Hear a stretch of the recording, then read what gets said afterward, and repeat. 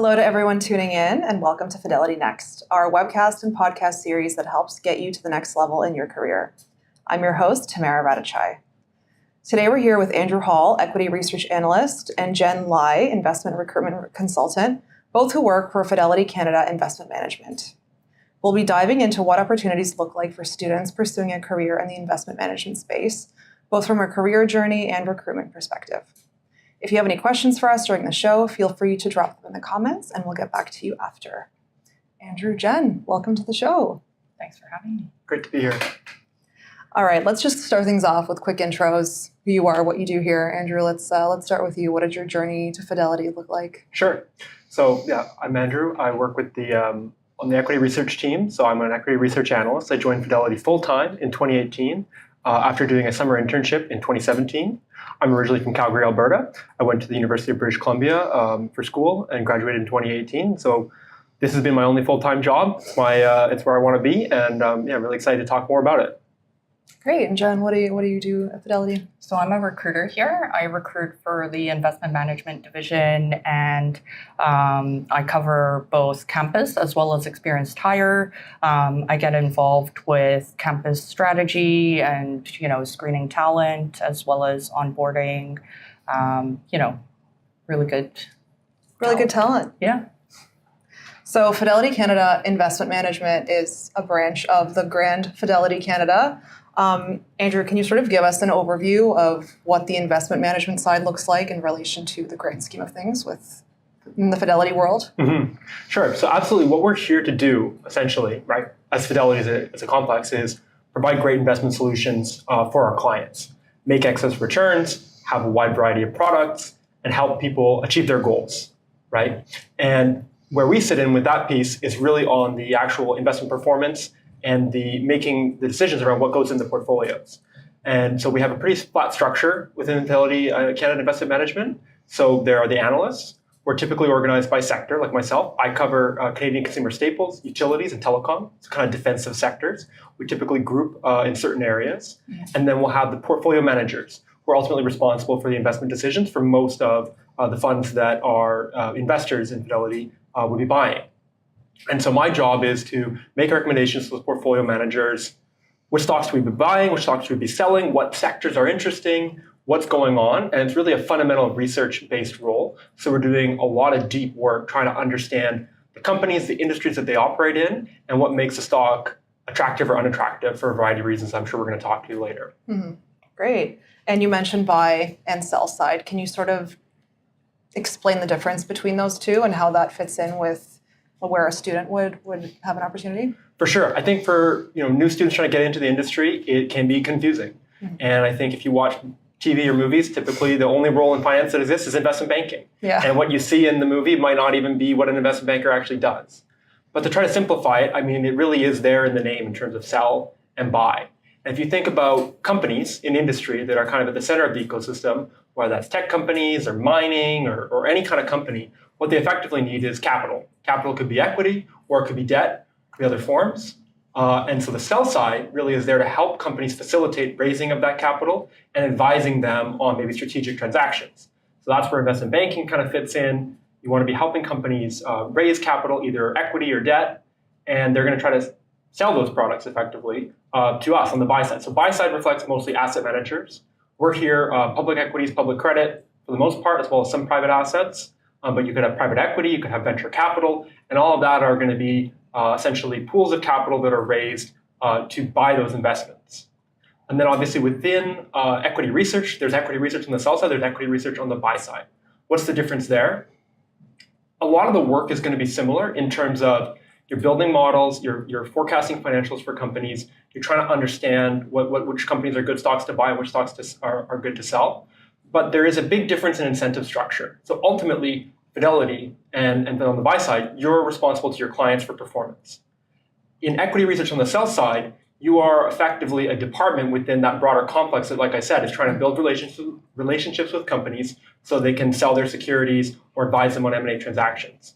And so you're performing a bit more of a client service. It's a cost center for the bank to run equity research that helps them get trading flows, helps them get deals in investment banking. Mm-hmm. And so while you're going to be giving recommendations on stocks, a lot of your work is actually dealing with clients, both corporations, but also investors, the buy side, talking to me, talking about what's going on. Whereas on the buy side, you're much more focused on, okay, which companies do I actually want to own? What investments actually make sense? And how do I generate excess returns? And of course, at Fidelity, all of our teams are structured in a way to try to maximize that investment performance.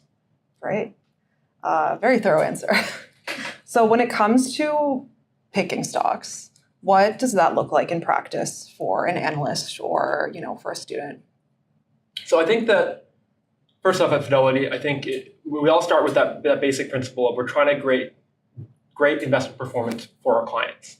And that kernel is really the kernel that we build the whole team around.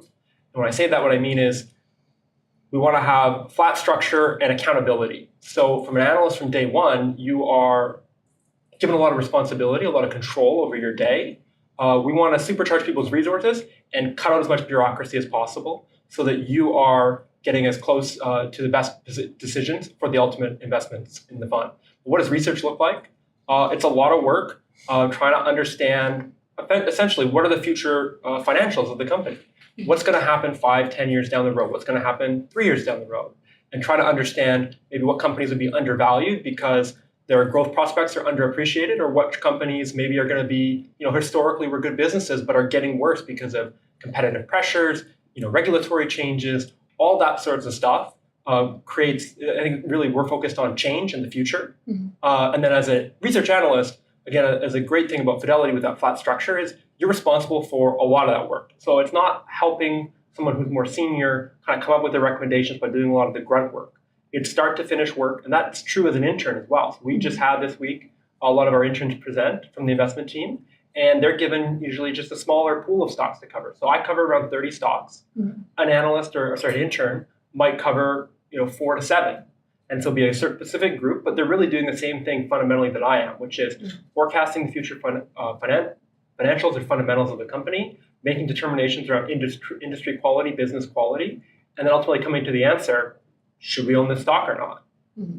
Great. Jenn, over to you.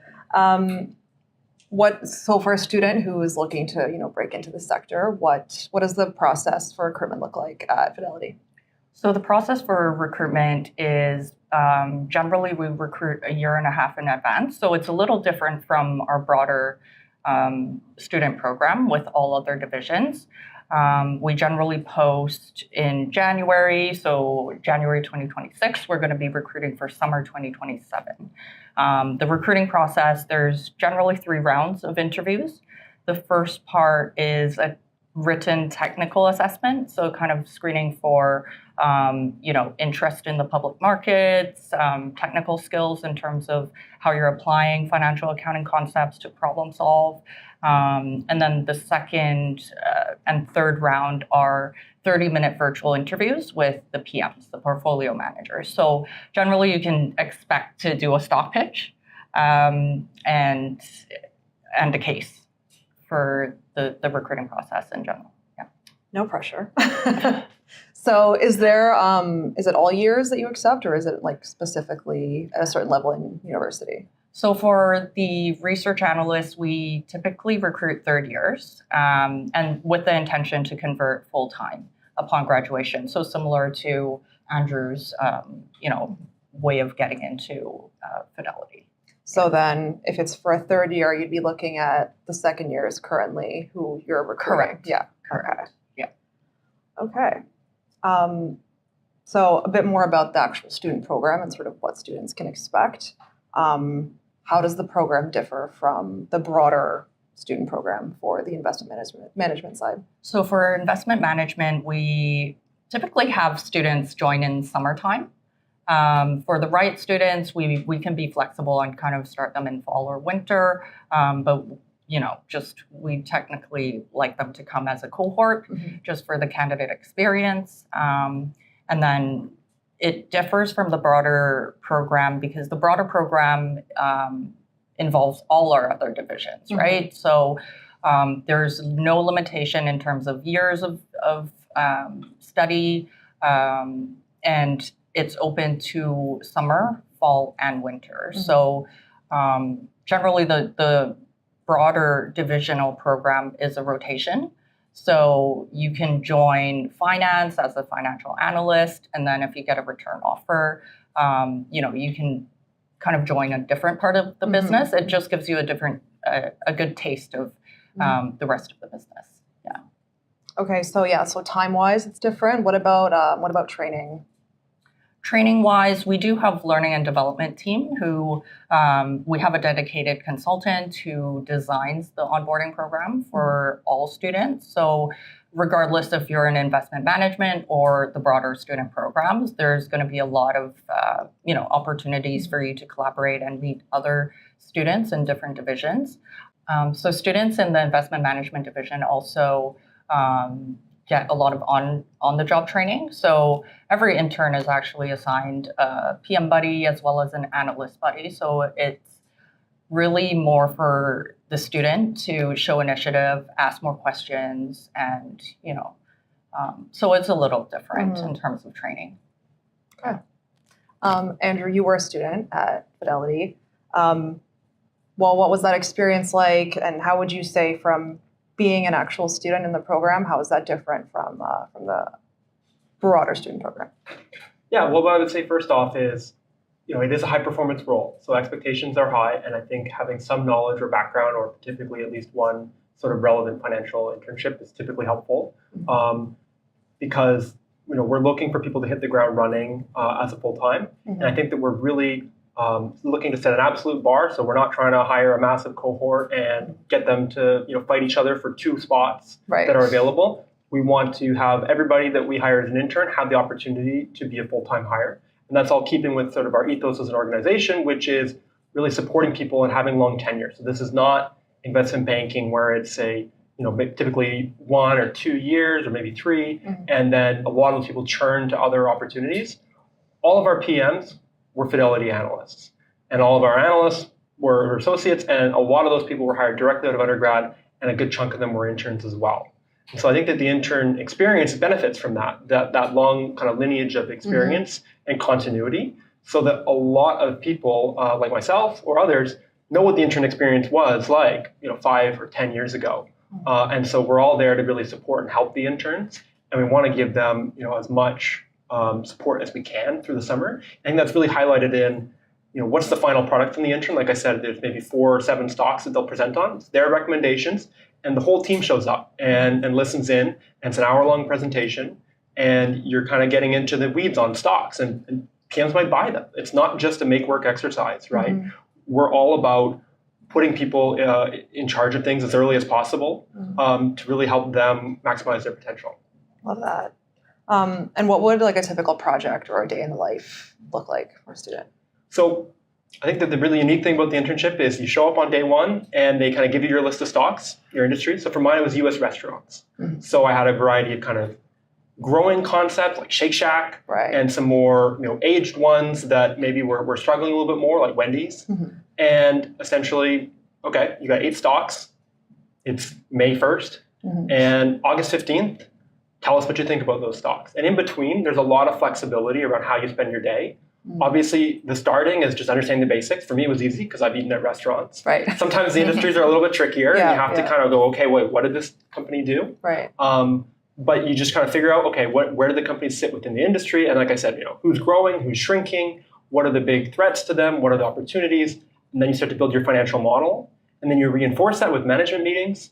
So again, we want to make the intern experience similar to the full-time experience. So when I was an intern, I actually went to 2 conferences. I went to one in New York and one in Boston. And I met with C-level executives from some of the companies that I cover and asked them what I thought were tough questions. They're probably softballs because I'm an intern. But I thought they were really interesting questions, and try to get their answers, understand what's going on, and use that to supplement my research. And then you talk to the sell side, you talk to street analysts, like people with experience.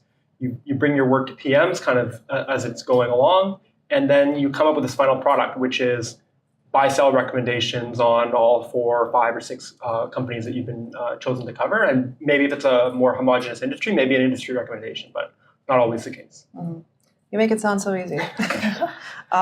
Switching gears to that, what would you say in your time at Fidelity? What was the biggest challenge that you overcame? And what's something that you learned along the way that kind of sticks out to you?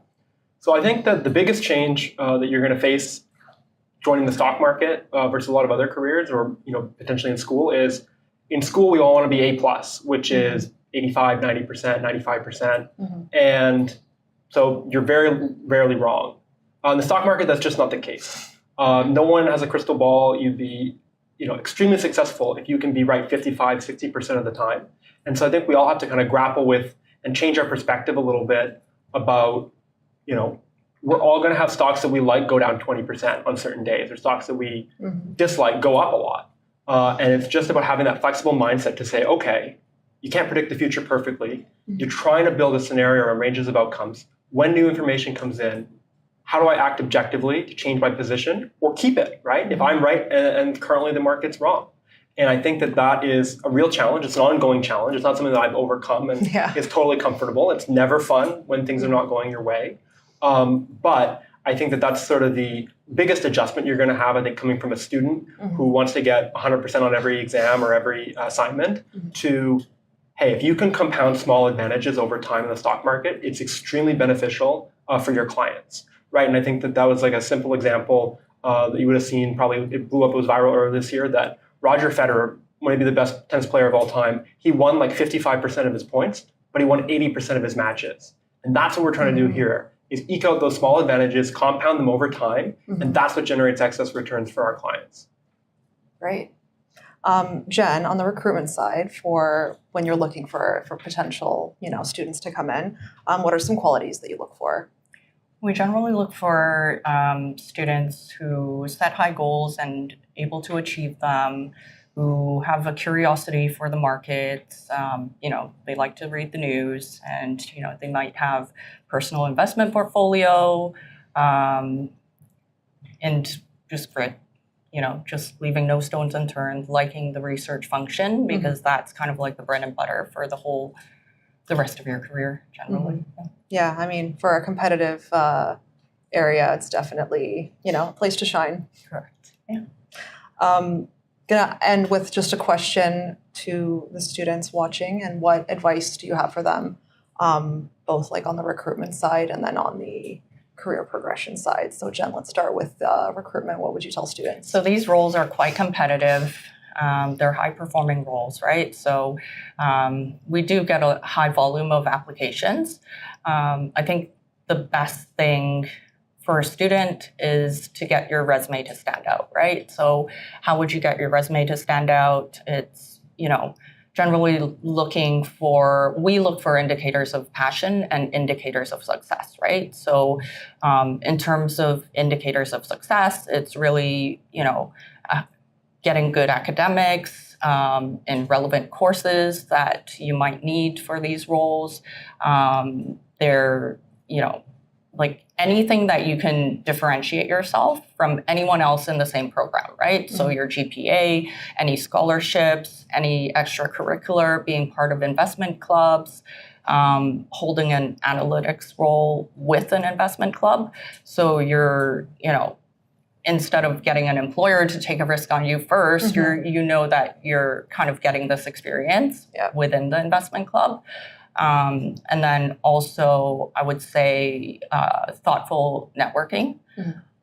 So, just instead of reaching out to everyone in the company, do a little bit of research first into which team you're looking to join, and personalize that message, so that, why should they even respond to you? Because I think a lot of our PMs and analysts, like Andrew, they get a lot of LinkedIn messages, right? Asking for coffee chats as well. So understanding what the role requires and just calling out those, those common themes as to why you're reaching out, right? And Andrew, what about from your standpoint, what would you tell people trying to break into the industry? Well, I think that one of the challenges that students have is that recruiting timelines keep getting pushed earlier and earlier for all sorts of reasons. Right. And you just kind of have to deal with that reality. And your best guard against that, I think you hear the word passion thrown around a lot, but it's challenging as students in first year are now expected to know what they're passionate about. But I think to the extent that you can kind of understand both from a kind of career standpoint, the type of work that you're going to be doing, and is that interesting? Does that align with your personality? But then also exactly everything that comes around with the job. Because I think a lot of people think about asset class, they think about what city they want to work in, but what they're not appreciating maybe is sort of the lifestyle considerations around that in terms of, is it very hierarchical? Are there a lot of layers? Is there bureaucracy? Or do you like working in sort of a more flat environment with a lot more responsibility from day one? How important is kind of control of your weekends to you? Is it okay that somebody says you got to work because something's going on, or are you prefer to us in the public markets for our benefit? We typically know when our companies are reporting big news. Of course, there's M&A. Of course, there's rumors. But in general, I know that on Tuesday morning this company's going to report earnings, and I know that's going to be a busy day. Right. So that's one of the benefits, right? So I think that to the extent that you can, try to understand what the different aspects of the financial world look like, and see how does that fit with your personality, right? Are you more introverted, more extroverted? And then, as Jen mentioned, it's hard to stand out, but do everything you can. I think any kind of thing that shows for this role in particular, interest and a prior understanding of something related to the stock market. So whether that's your school's respective investment clubs, personal investing, talking about books you may have read, all that sort of stuff that shows, hey, you're a high-performing student, and this is something that you want to do for the long haul, because we are looking for people who want to stick around and really build a career here. Hard to stand out, but someone has to, right? Thank you both so much. That was great advice and really great insights about investment management. Thanks for being here. Thanks for having me. Yeah, great to be here. Thanks to everyone for joining us on today's episode of Fidelity Next. I hope you learned as much as I did about the world of investment management and feel inspired to learn more about the opportunities we offer. If you want to catch a replay of this episode, you can find it on Fidelity Canada's YouTube channel under the Fidelity Next playlist. Thanks again for joining the discussion today, and we'll see you on the next episode.